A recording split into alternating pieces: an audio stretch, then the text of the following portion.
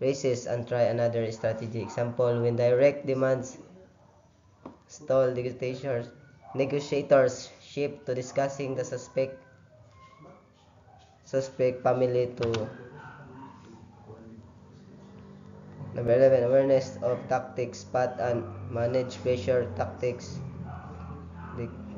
Deadlocks, hidden concern. Example, the suspect threatens a countdown, negotiators stall and de- de-escalate until backup arrives.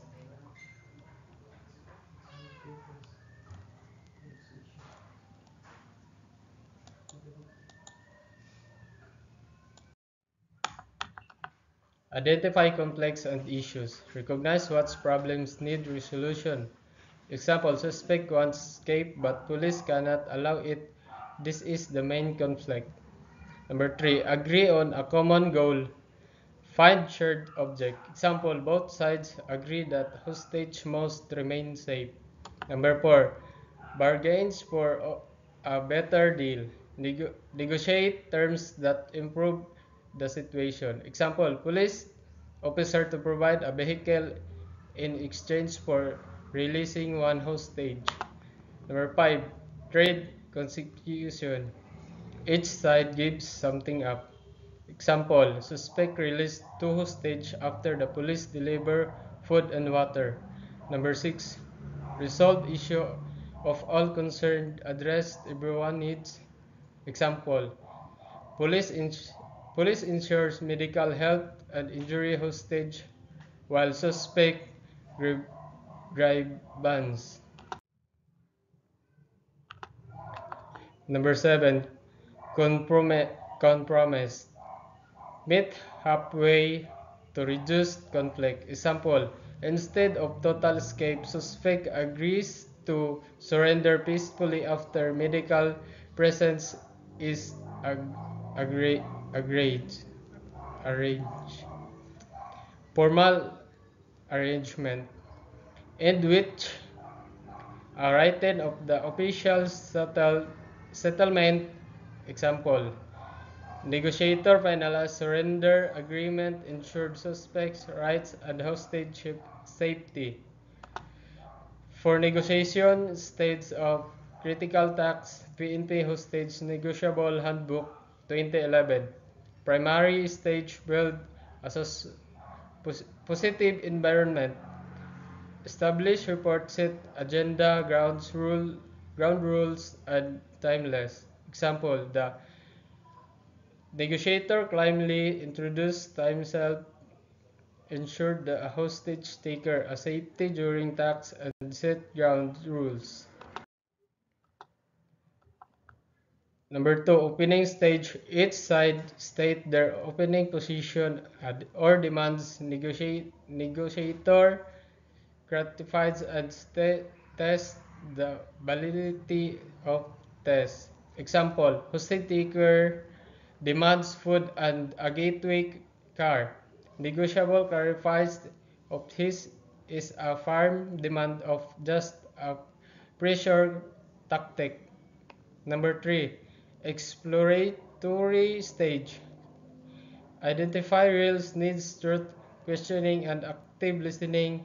Explore compromise and test option. Example, negotiator discovered the suspect's true motive in media attention, not escape, and offer airtime coverage in exchanging for releasing hostage.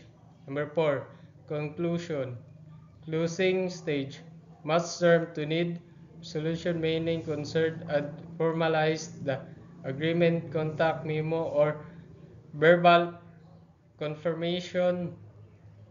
Example, suspect agrees to surrender peacefully after the media granted. Negotiator ensure the written surrender terms are followed. 8, sources of power in a negotiation process. PNP Hostage Negotiable Handbooks 2011. Number 1, information. Knowledge of the other side's priorities, pressures, and limitation gives an advice. Example, if a negotiable learns the hostage taker really wants media attention, they can use that to guide negotiation instead of giving in to false demands. Number two, time.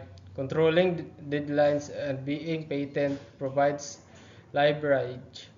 Example, a negotiator shall discussion knowing the suspect is running out of food and energy, pressuring them to surrender. Number three, list needs.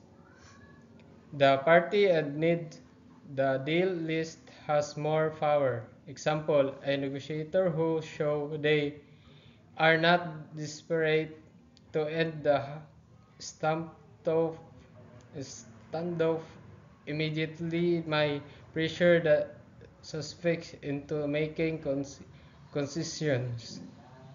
Number four, credibility. Trustworthiness and reliability strengthen a negotiation.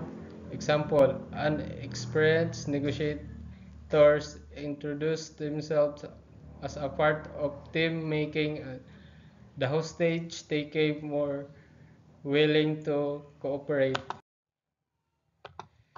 Number five, willingness to take risks. Taking calculated risk of issuing ultimate ultimatums show strength. Example, the negotiator calmly warns the suspect that if harm comes to hostage, a tactical assault will follow, forcing the suspect to consider. Number six, commitment. Utility and dedication of the negotiation team ensured success. Example, the entry crisis team stakes to one negotiation strategy, preventing the suspect from exploring defense among team. Number seven, expertise.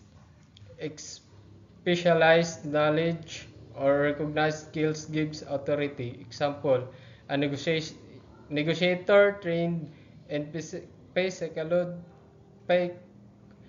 psychology identifies the suspect and unstable behavior and uses climbing technique effectively. 8. Empathy. Understand the other party's feeling and needs. Creates report. Example, the negotiator acknowledged the suspect frustration hard and uncovering cooperation. Hostage crisis negotiation. The top priority in a hostage crisis negotiation is ensuring the safe release of hostages and the safe surrender or arrest of hostage taker. Negotiations must follow the no substantive concession policy, meaning authorities cannot give into demands that undermine the law or governance authority. Prohibited concessions include releasing prisoners serving sentence, making major policy constitutional changes, allowing suspects to escape prosecution, surrendering government authorities to hostage takers. Example, during a hostage crisis in a bank, the suspect demand that a convict criminal be released from prison in exchange for freeing the hostage. Effects of buying time in hostage negotiation. Police, hostages, hostage takers, perspectives. Police perspective. Time helps the police gather resources, create detailed plans, and collect intelligence. But it also brings challenges such as media interference, higher operational cost, and stress among personnel. Hostage perspective. For hostages, time can reduce anxiety, give them a sense of identity, and create chances for escape or bonding. However, it may also bring boredom and rising human needs. Hostage takers perspective. Time can make hostage takers more rational, focusing on practical needs like food and comfort. It may also lower their expectation but can increase suspicion about police intentions. Example. Example in the bank hostage crisis, the police prolonged negotiation by suspects' demand for food and electricity. Police used the time to deploy snipers, gather intelligence from CCTV, and prepare tactical options, but they also struggle with rising media attention and team fatigue. Hostages feel safer as negotiations continue. Some manage to send secret texts to police, but others begin experiencing fear and even sympathy for the hostage takers. Hostage takers, at first aggressive, begin lowering demands from money and escape vehicles to basic needs like food and water, showing more willingness to talk. Though suspicion about police tactics grows. Hostage negotiation check-off list. Number 1. Incident details. Who is involved, when, where, how it started, why it happened, the hostage taker's purpose, and how long the crisis. Number 2. Stronghold details. Location, whether it's static or mobile, observe inside, outside, area, safety, and condition of people inside. Number 4. Hostage taker details. Identify number, background, intent, weapons, position, possible outside support, escape chances, and demands. Qualities of negotiators. A good hostage negotiators must be have 5K qualities. First, communication skills. Clear, persuasive, able to listen actively, and gain people's trust. Number 2, cognitive skills. Logical, analytical, creative, and strategic thinker who can adapt quickly.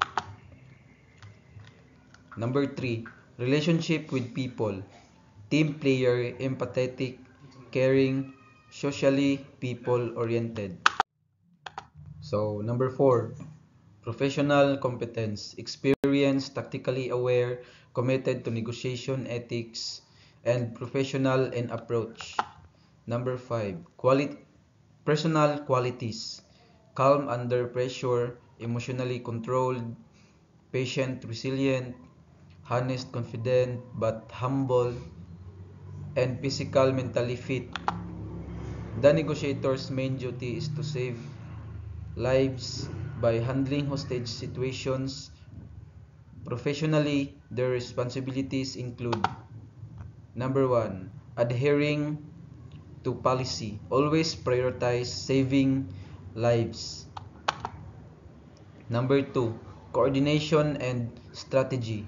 Report to the one scene commander, follow the overall plan, and coordinate with SWAT security to avoid risks. Number 3, communication. Talk directly with hostage takers and hostages. Number 4, documentation. record all conversations, statements, and intel for evidence. Number 5. Intelligence work. Gather, develop, and share information gained during talks. Number 6. Safety and endurance. Ensure negotiators' safety, maintain good health, and prepare for long operations with relief systems. Number 7. Debriefing. Conduct immediate debriefs after operations. The Crisis Negotiating Team or CNT. The Crisis Negotiating Team or CNT rather, also called the Crisis Management Team or CMT, works with the SWAT team to handle hostage or barricade situations. Their main objectives are: number 1, ensure safety or everyone involved. Number 2, secure the safe release, rescue or hostages. Number 3, apprehend and prosecute the hostage takers. Incident or on-scene commander. The incident or on-scene commander is appointed by the Crisis Management Committee or CMC to lead during a hostage or critical incident.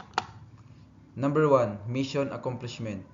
Save hostage lives and arrest perpetrators. Number 2, command and control. Direct, coordinate, and supervise all units involved. Number 3, personnel selection.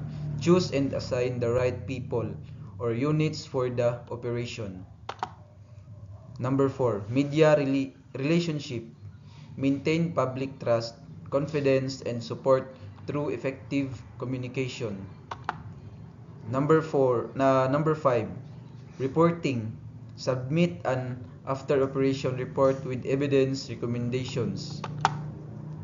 Number 6, plan and implementation. Supervise the crisis management plan. Number 7, evidence handling. Ensure investigators secure physical evidence for legal proceedings. Number 8, other duties.